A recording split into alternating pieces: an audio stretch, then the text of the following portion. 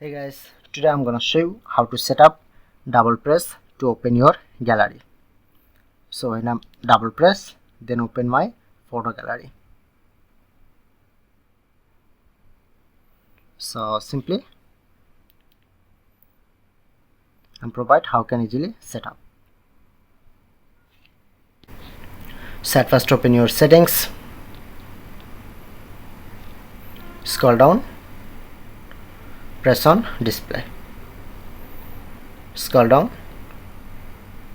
and click on to side button.